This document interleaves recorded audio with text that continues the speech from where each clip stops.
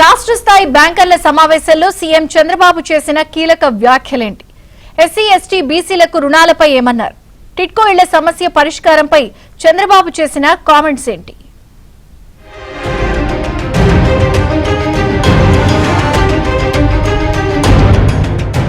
Davos లో 4 రోజుల పర్యటన విజయవంతంగా ముగించుకుని ఏపీకి తిరిగి వచ్చిన సీఎం చంద్రబాబు సచివాలయంలో నిర్వహించిన సమావేశంలో రాష్ట్ర స్థాయి బ్యాంకర్ల సమావేశంలో కీలక వ్యాఖ్యలు చేశారు. ఎస్సీ ఎస్టీ బీసీలకు రుణాలు విరివిగా ఇవ్వాలని బ్యాంకర్లను కోరారు. వారి అభ్యున్నతికి ప్రభుత్వం చేయాల్సింది చేస్తోందన్నారు. ప్రభుత్వ బాధ్యతతో పాటు బ్యాంకులకు కూడా సామాజిక బాధ్యత వీరిపై ఉందని గుర్తు చేశారు. అటు ఏపీలోని సుమారు 2 లక్షల కోట్ల వరకు రుణాలు రీషెడ్యూల్కు అవకాశం ఉందన్న చంద్రబాబు ఇప్పటి వరకు రీషెడ్యూలింగ్ ద్వారా 1108 కోట్ల రూపాయలు ఆదా చేయగలిగామన్నారు.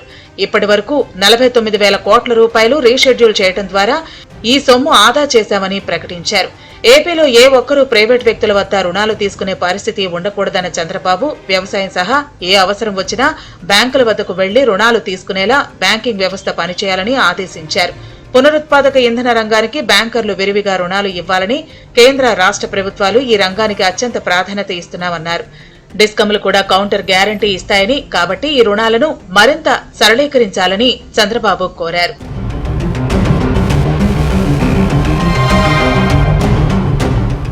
అమరావతిని ఫైనాన్స్ సంస్థలకు కేంద్రంగా చేయాలని భావిస్తున్నామన్న సీఎం చంద్రబాబు బ్యాంకులు సహా వివిధ ఆర్థిక రంగ సంస్థల కార్యాలయాలను అమరావతిలో ఏర్పాటు చేస్తున్నాయన్నారు.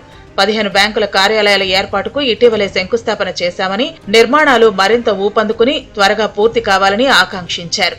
డ్వాక్రా సంఘాలను బలోపేతం చేసిన విధంగానే రైతు ఉత్పత్తి సంఘాలను బలోపేతం చేయాలని బ్యాంకర్లకు చంద్రబాబు సూచించారు.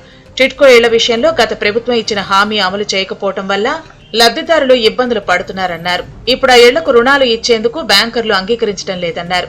ఈ సమస్య పరిష్కారానికి ప్రభుత్వం వైపు నుంచి చేయాల్సిన ప్రయత్నాలు చేస్తున్నామని, బ్యాంకర్లు కూడా సహకరించాలని చంద్రబాబు అన్నారు.